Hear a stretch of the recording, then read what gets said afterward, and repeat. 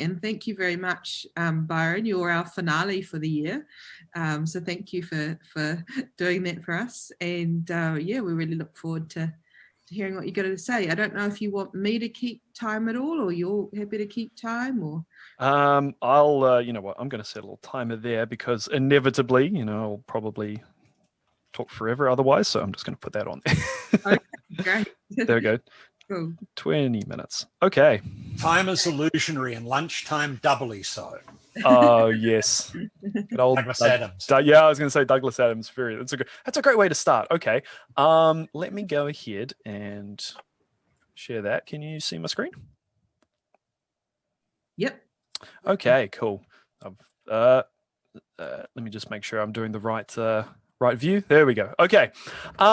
So yeah, hi everyone. So a little bit of a talk today. This is sort of like a little bit of my own personal journey of virtual reality over the last 7 years or so, as I've basically sort of how I've begun at the beginning of what I've sort of been considering the sort of new VR renaissance. So of course I'm still getting sort of very much early on into I started quite early on in VR in this sort of new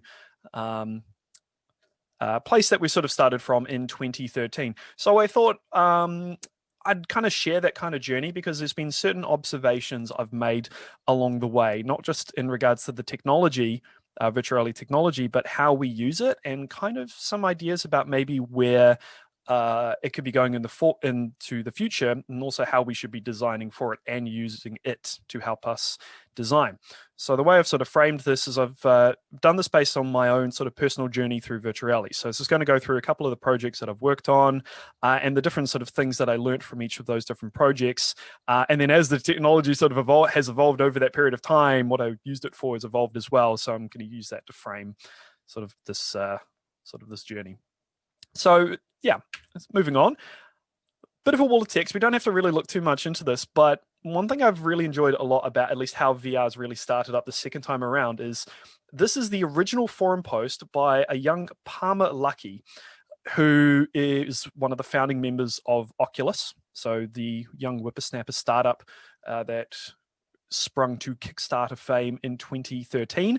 And this is a post all the way back from 2012 where he was saying, hey, I want to start this Kickstarter. Maybe for cost, I'm going to sell a headset that I think people will like. Maybe I'll get enough to buy like a pizza at the end of this project. And the reason somehow this took off because the right kind of people saw this and ended up proposing, hey, this could be a really big thing. Two people in particular were John Carmack, who is one of the main programs and main creators of Doom. So, you know, the original first-person shooter game back in the 90s, which is the foundation of a lot of 3D games and entertainment since in terms of the engine that they used. And Gabe Newell, who is the CEO of Valve Software, which have created such games as the Half-Life series, which has also been sort of like a technological forerunner in terms of game design, physics, networking, and whatnot. So it's been two very big people in that community basically lent their weight to this project, which really helped it take off. And then we ended up with this fun little thing. And this was my introduction to VR. A friend said to me, hey, look at this interesting Kickstarter project. This looks kind of cool. And I looked at that and was like, well, that seems really cool. A virtual reality headset. And it was cost about $350 US. And that got me, it was very sort of attractive. Suddenly, VR as being the sort of incredibly niche Ready Player One-esque sort of, I don't think Ready Player One actually come out at that stage yet, the book. Very interesting technology that was still very much science fiction. Suddenly, the fact that you could get it for about the cost of a game console, it was very interesting. So, fast forward a little bit of time. Some of you may recognize this handsome fellow in the picture here. This is Raziz Spell. He was my supervisor for my master's.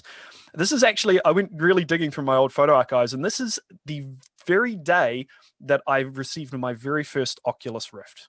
So this was back in 2013 or so, and back then at that stage, everybody who sort of put the headset on, their reaction was, I have never experienced anything like this before.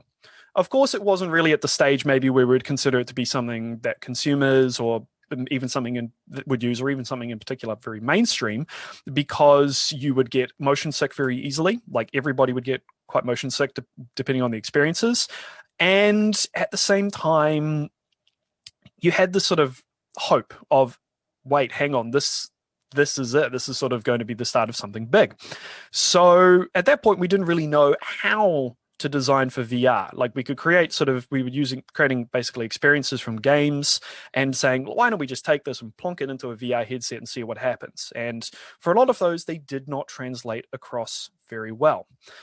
But there was one game series that I've been a huge fan of for many years, and you can actually probably see because there's a book of it up in my shelf right there, my Myst book, and that is the Myst series of games. Now, this series of games, so the original came out in 1991. It was one of the games that really helped, I think, push for consumer CD-ROM drives, and was a bestseller until The Sims came along and upended it later on in the 90s or early 2000s. And another version of it, a little bit on here on the right, called Myst Online. These games were about creating worlds. These were places that you could explore and inhabit.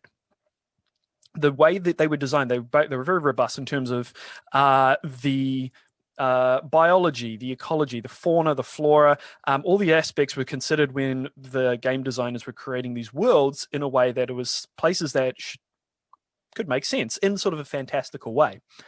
And around about this period when I got my first headset, the source code for an older version of one of these games had been made public, called Myst Online, which was basically a version of one of the online, it was an online MMO game, so it was massively multiplayer, but there was no like sort of shooting or sort of score or anything else. It was just a place that you could meet up with other people and, solve puzzles, but explore these worlds. So it's sort of supposed to be this sort of permanent sort of location that people could actually go and explore. And because I had access to the source code, I thought, hey, I make my first challenge. Why not try to take this world that I've only ever seen through a flat screen, and I want to visit there. I want to actually go there and feel at least like I've gone there for the very first time.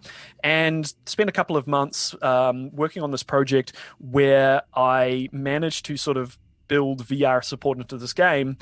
And for me, that's probably what I think my favorite experience I've ever had in VR was I traveled to a city that I'd only ever seen on a screen, and these very large buildings that they were all designed in this big underground cavern.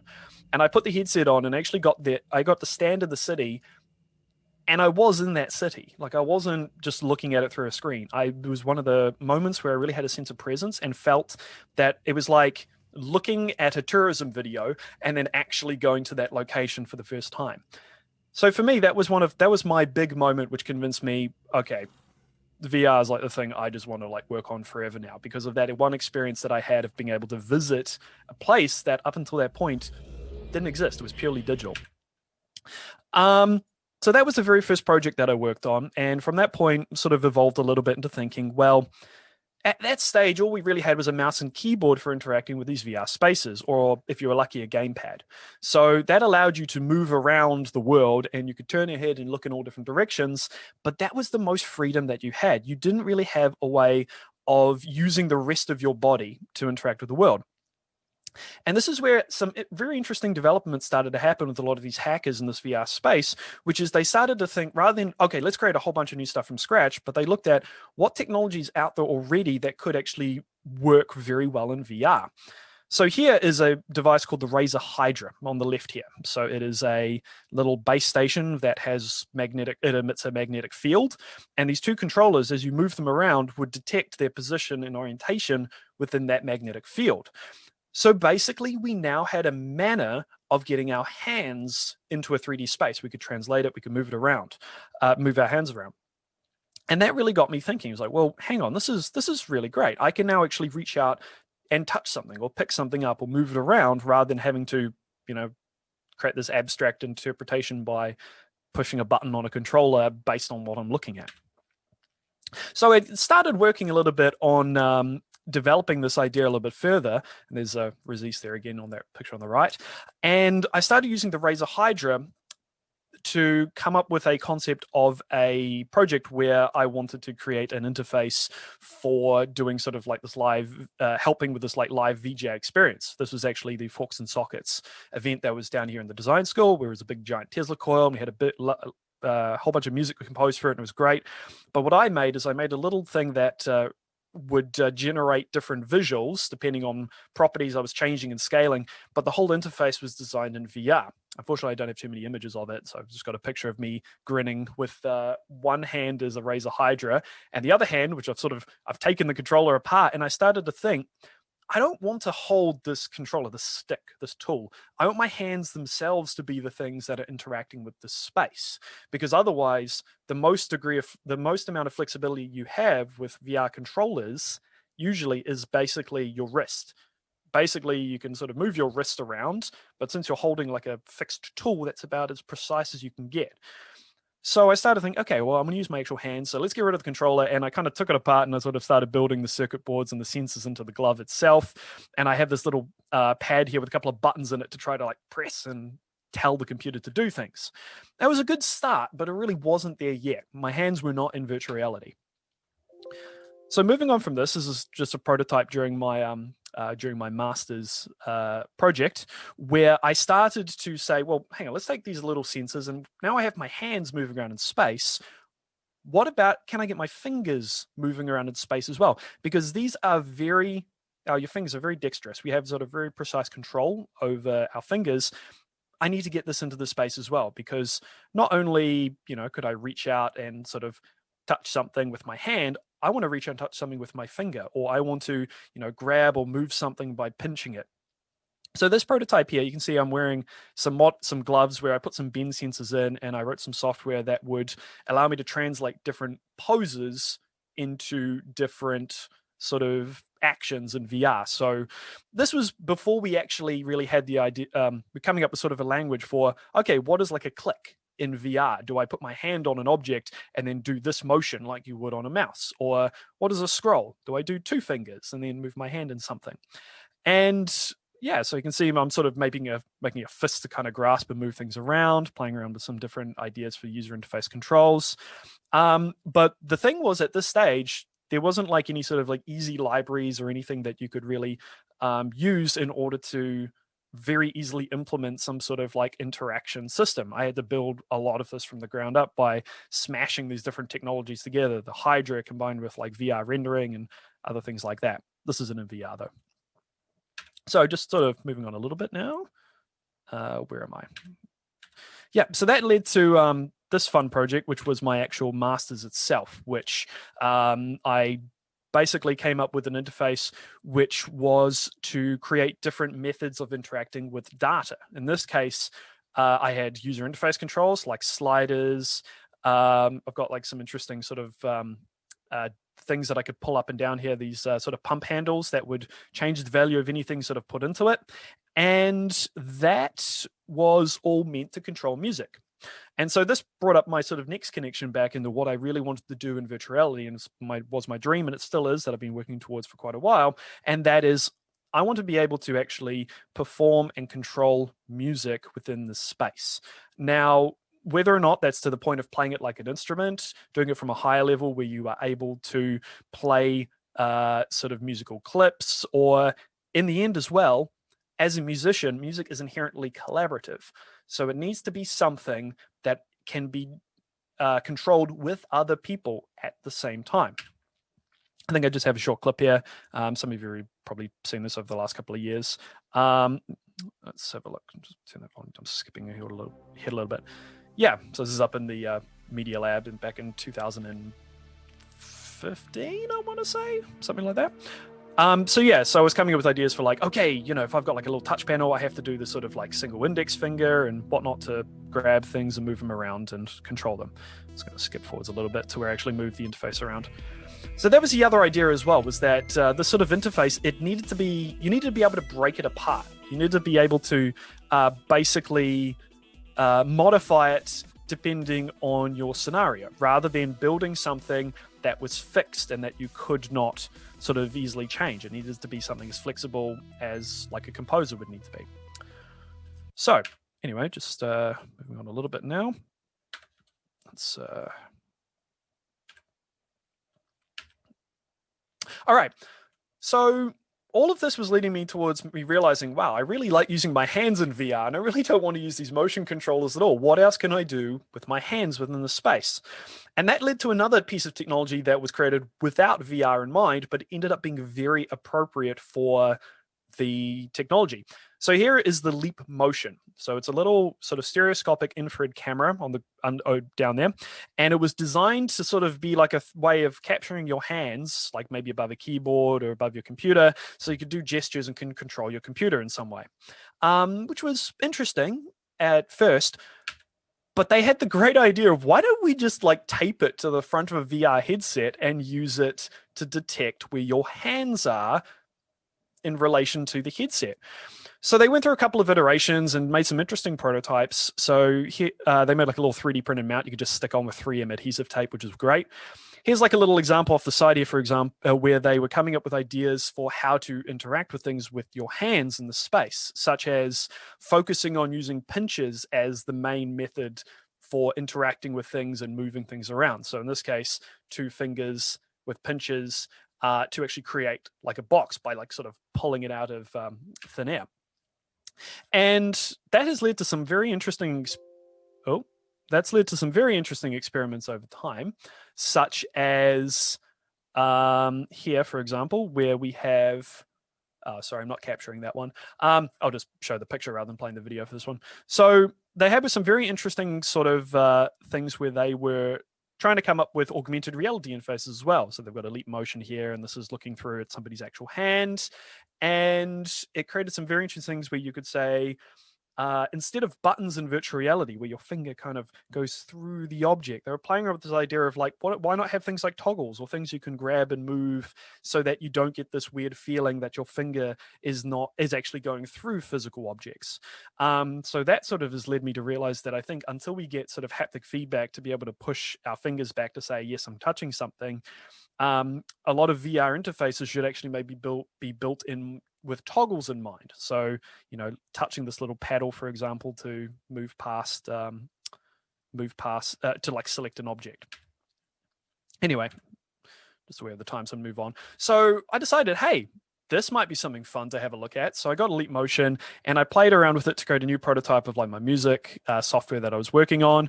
And this was the second version of it, but they created something that was really quite fascinating. They dropped it, and I think it's a crying shame that they never sort of continued to pursue this, but they actually took the feed from the video from the Leap Motion on the front of the headset, and they would then crop out the outsides of it so you could see your real hand in virtual reality. So at this point, it becomes more of a augmented virtuality instead of just pure virtual reality. So I could see the tendons on the back of my hand moving, for example. And it was incredibly immersive to see my hands within the space and then to think about, okay, what does this mean in terms of having interface controls? How do I interact with the space? A lot of really sort of big, massive palm-sized buttons, I know at that point, because it wasn't accurate enough to really have like per finger control. So you had to design interfaces that respected the fact that it wasn't quite at that level of dexterity we were looking at yet. So coming into now what I've been heading towards for the last sort of couple of years is I've always been building up to this idea of I want to control my music in virtual reality. So this is just like some of the instruments I'm working with, for example, that also shows a little bit of the challenge, which is a lot of virtual reality sort of music pieces of software that I've found so far all have this idea that it's an instrument or you have to use this to make all your music. They don't integrate into the fact that musicians might have lots of equipment that they already have, and you try telling them, hey, you're going to replace all of that with one virtual reality device. Oh, by the way, the sounds don't sound that great. Your tens of thousands of dollars spent on synthesizers. Sorry, you can't use that. You're never going to convince anybody to be able to make stuff in that space if that's the case. So instead, one of the things I'm trying to approach with my new VR sort of interfaces is it needs to extend existing creative workflows. It shouldn't be something that aims to replace it saying VR is better. At this stage, most likely it won't be the case without a lot of work to try to sort of get it up to that level of quality. I've been taking a lot of inspiration as well. This is an artist I'm a big fan of, Beardy Man. He had created huge interfaces just using touchpads. So that's sort of the eventual sort of goal, even to that level of granularity. And now that leads to sort of the approach I'm trying to go for with my actual interfaces is that I want to sort of build this in a node-based way. So the reason why is because it'll help me sort of create my own custom bespoke sort of things for creating for controlling interfaces. But at that stage as well, I've realized that I'm actually creating a programming language in VR, like a visual programming language. And that has kind of exploded the scope of my thing now a little bit, because suddenly I can apply that idea to all of these other sort of different node-based interfaces as well, some of which we use here at like the School of Design and Architecture. So Houdini, for example, is very node-based. You connect to nodes to create geometry and control that. Unreal Engine, which I'm using to create a lot of my prototypes, that uses nodes as well. Touch Designer, Grasshopper, used by industrial design quite a lot. And a lot of those actually have sort of programmable interfaces for working with these nodes. So eventually the goal is going to be making a VR interface that doesn't just connect to music, but actually connects to all of these other sort of programs as well. So I'm just running out of time there, so I just need to zip along quickly. Couple of existing ones that are out there, taking some inspiration from Soundstage VR, for example. It's depreciated now. It's just maintained by the community, but it's great because they use physical 3-dimensional controls rather than flat 2D elements. You're in a 3D world. Everything really should have depth because it should relate to the real world where everything has depth as well. So this is like a great piece of software I'm taking inspiration from. Here's another one, Neosvr. They're doing similar things where it's more of a generic programming language. The interface is a little bit flat, a little bit 2D. Again, everything should be 3-dimensional in VR so that we can use our senses of, so we've got 2 eyes, we can use depth, we should use it. But it is multiplayer, it's collaborative. You can bring other people in and have them edit this at the same time as you're editing it as well. And another one, here we go, Alive in VR. It's also collaborative. Only works with one piece of software though, which is a bit of a shame. So everybody else who doesn't have that software, sorry, you're out of luck. So yeah, there's a lot of sort of limitations within that space right now. Now, just moving on a little bit, I'm approaching this by basically splitting this into 2 things. One of which I've spent the last couple of years working on, which is I need to connect this software or this VR software to all of these other different creative pieces of software. So I've created like a networking system that you can plug into all of these other different creative pieces of software. And the actual interface itself, which is called Necto XR, because eventually it's going to be for augmented reality and virtual reality in the end. I'm sorry, I'm just going to maybe skip forwards a little bit over that. Yeah, so it's all written in C++, which has taken me probably the last couple of years to actually figure out what I'm doing with the language, but it's let me make something that I can extend to all of these other different programming languages, platforms. I can run on different devices like the Oculus Quest is like an Android device. So I can basically connect all of these software, different layers of software to something in VR. So it needs flexibility. And yeah, that's led to, at the moment, I'm still working on a lot of actually getting this sort of up to a visual sort of state where it can actually do something, which we're getting to that point. Just recently this year, I shifted to Unreal Engine 4. So basically completely I've been restarting the entire interface from scratch, basically. But some stuff that's probably only just fun for me, but was some monumental moments where, for example, this is my like interface software actually controlling my hardware. So now I can program these things and actually say, right, hook up a bunch of nodes together and we can make something actually make a sound, which is the big goal, make something actually make a sound. And moving on from that, finally, collaboration. We're up to the stage where we actually have things like hand tracking built into these headsets. So I'm using an Oculus Quest here. It's got finger tracking built in. So we don't need to duct tape leap motions to the front of our headsets anymore. This is now going to be a first-class citizen in terms of technology. This is built straight into your headsets if you get like a nice cheap mobile headset. And if you see there, that's me basically just playing around in front of myself. It's just sort of between 2 different computers. But you can see that you can actually recognize not only you can sort of grab and move things around, but you also kind of get to see body language from the other person as well. So it's a very big thing for this whole idea of collaborative experiences is I want to take as much of the body language of all the participants and all put it into the same space. So if I see somebody, grabbing something, I want to see what their hands are doing. If they're talking to me and they're gesturing and gesticulating, I want to see what their hands are doing. So it's not just a head and 2 controllers moving around. I want to have all of this body language as well. Cool. And yeah, I'll just move on to the end there just to summarize up. So all of this has led to me to a couple of points that is what I'm basically just aiming for. This is where I'm heading in the future, but it's also where I feel like a lot of VR software needs to head in the future as well. And that is, firstly, all VR software should be considered to be collaborative. If you're making a single player experience or a single person or single user experience, ask yourself, would this not be better if you're experiencing this with another person, or at least giving them the option to experience it with a different person? Whether or not that's a narrative experience or a tool, consider it. This should be done with somebody else. Second, you got to enhance creative workflows with VR software, not try to overwrite them entirely. So in this case, using Microsoft software, I have to integrate with these workflows that already exist. I should not be saying, nope, my way is better, VR is way better, use this one instead, because you'll never be able to convince anybody otherwise. So you need to be able to enhance these workflows. I'm still finding hands are like the most intuitive method of interacting with virtual spaces rather than controllers. You have to learn which buttons to use on a controller, but if you stick your hands in that space and somebody reaches out and tries to pinch and move something, you don't need training for that, because we have all of those skills built into us basically from decades of experience. So basically pull from what people will just intuitively already understand. And then finally as well, when designing for VR spaces, try to reference how we design for the real world first, rather than saying, it's virtual reality, we can do anything. And it's like, no, figure out what people will assume how that world works first based on their own knowledge and experiences with the real world. Then you can figure out how to maybe break or bend some of those rules.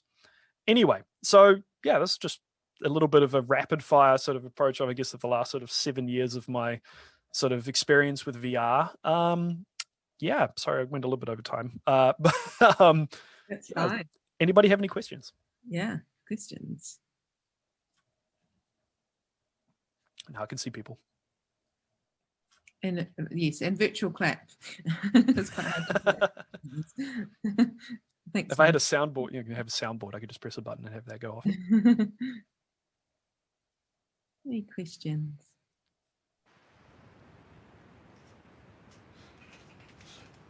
My problem is so far beyond anything I've experienced, I can't actually work out what to ask.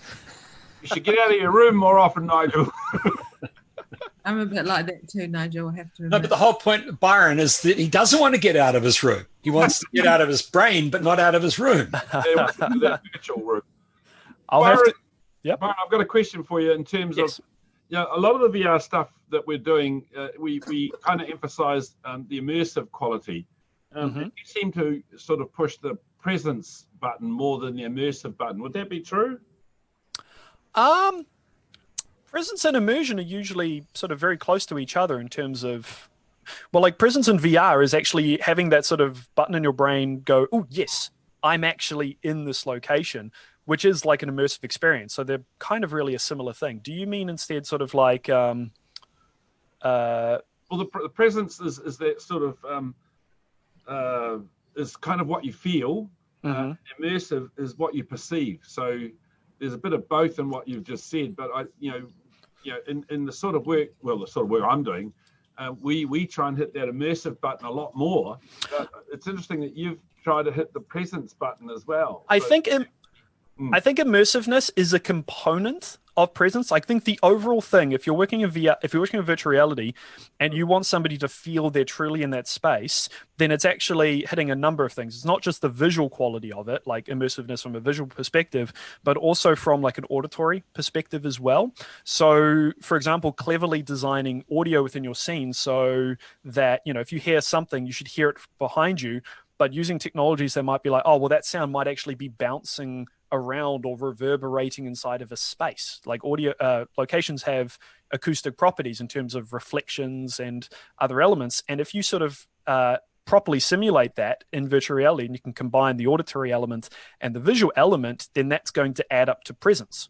There's some other ways of triggering that as well, like scale, for example. If you show somebody like there was a Vive experience with a whale that you're underwater and a whale would like go past you, and people would get amazing sense of presence because they would feel that, wow, this thing is really large and is actually at that location.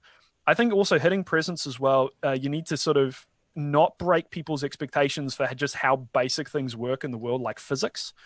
So if you like are able to pick up I don't know, you've got this big massive statue that looks like it weighs, 10 tons, and you can just pick it up like a feather with your controller, then that's going to break a sense of presence, because now it's like, oh, it's just a virtual thing. So yeah, like if we put immersiveness into like sort of the visual bucket, but presence is like the holistic way of how everything is connected, then I guess that's how I'd split those two up.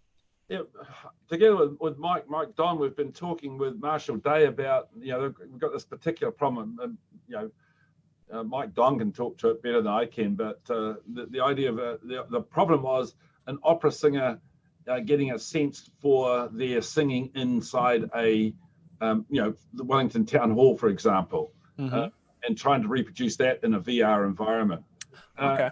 And that's kind of the presence and the sort of immersive part that kind of dealing with, because they're both the kind of in there mixed together, but kind of separate. Yeah, that's an interesting idea, actually. Like, I think, especially when it comes to like an opera singer or the music, the acoustics would be very important. Like, I've performed on stage a number of times myself, and there's also things, for example, like performing in front of a live crowd where the audience is actually in the seats is a completely different acoustic experience to performing in front of an empty crowd, an empty room. And so you can get the idea of what it's like to stand there, and maybe you can actually put people out there and you can sort of give them an idea of what it'd be like, psychologically, to sort of, all right, this is going to be me performing in front of these people.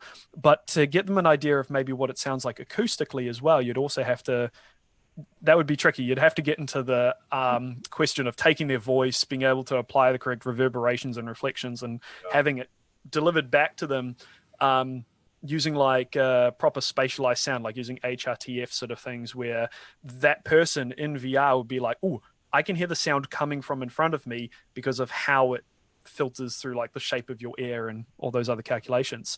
I haven't really seen that done in a real-time fashion, like having somebody sing and then take that signal, having it go and do some real-time reflections, and then feeding that straight back into the ears of that person. But that sounds pretty interesting. Marshall Day were pretty lit up about it, so yeah, it would get the visual aspect of it, yes, but for music, I think the audio aspect or the sound aspect of it might be even more important.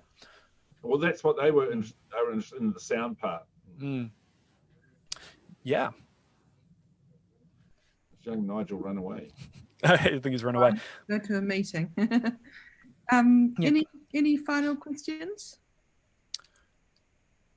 I have to come down and see some more of what Architecture is working on with some of their VR things as well, just because I think there's a lot of stuff we can talk about for that. Like, a lot of my focus I've put here is actually more on the interaction side of things rather than necessarily spaces.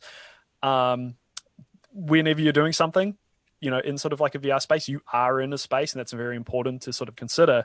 But I think it's just sort of a lot of this base idea for how do we actually modify or change this space in some way.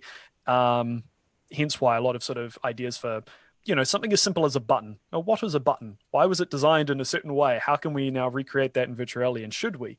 So there's a lot of questions like that I've been asking myself over the last couple of years, trying to think about, why did we design certain things in the real world based on maybe physical limitations, and should we keep those physical limitations in VR, or is it worth sort of rethinking? We're playing with some Endeavour funding proposals at the moment that are looking at, one of them I'm looking at is the active shooter, where we actually take a person into the actual building, scanned building, and put a shooter loose into it, and then actually figure out what the contextual part of the building has in terms of the run, hide, fight strategy. So that's been quite interesting, and we've just finished some office type VR work as well.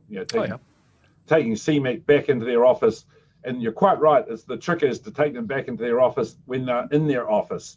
Take them back into VR when they're in their office, and that makes a big difference in terms of the sort of data you get out of the virtual experience. But that's something else. Yeah. One thing I didn't put in this one because it wasn't tying into the ones I've already done, but I've got a project this summer where we're going to be based on the lockdown that we went through, and the sort of post-lockdown trimester 2, sort of getting into a world where you have to teach real people in front of you as well as virtual people, and the sort of the two circles don't always overlap. Sometimes it feels like teaching a group of virtual people and a bunch of real people at the same time. And I'm finding like it's very hard to make those circle meet. So I'm actually working on I'm going to research this summer how to use VR to try to figure out a way of doing both, but not in a way where we say, no, everybody in the real world now needs to be in virtual reality as well as the other remote people so they can all see each other, but trying to think about ways of making those two worlds sort of meet. So we've got computer screens, for example, we've got projectors, we've got, spaces filled with all of this technology which are basically portals into another space. I think if we just overlap them in the right way, we might be able to have remote learners or international students or people who can't attend our classes be able to come in and have the same educational experience sort of as their peers. And part of that isn't just consuming content or watching lectures, but is also interacting with their peers. And that's a lot of the thing in the sort of Zoom-based delivery that we have these days, is that it's basically like even how we are right now. It's like a time and it's a fixed thing. But when this is over, everybody goes off and does different things. What if you have a couple of students who want to stay behind and actually chat to each other about what their projects are and what they're working on? So I think like that VR combined with a lot of the stuff we've learned about game design and permanent locations in virtual spaces can be applied in those areas that we can actually start thinking about creating virtual locations for the real people and virtual people to meet up. Anyway, so that's a VR project that I'm going to expand into. If that could happen, it's certainly, having that kind of avatar type, quality would be really, really useful. We're just I'm just doing some work with CMEC and the geology department down at Princess Bay, trying to turn Princess Bay into a virtual lab for the geology folk. Oh, cool. Walk people in and walk through it and, look at this and look at that. Oh, are we going to see this at the Collider? You might see it at the Collider. The Collider, there'll be other things at the Collider that we've got to cover. Ian might cover that, at the Collider, but I was having the meeting the day before, so I'm not too sure. Yes, I'm gonna give another talk there at the Collider as well. So if there's anybody there as well, I'm hoping to have a slightly more working version of currently where I'm up to with this kind of controlling node-based sort of idea by then. Right. Yeah, but I'm looking forward to seeing all those projects. Yeah, see you there at the Collider. Yeah. Well, thank you very much, Byron. That was fantastic. Thank you for having me.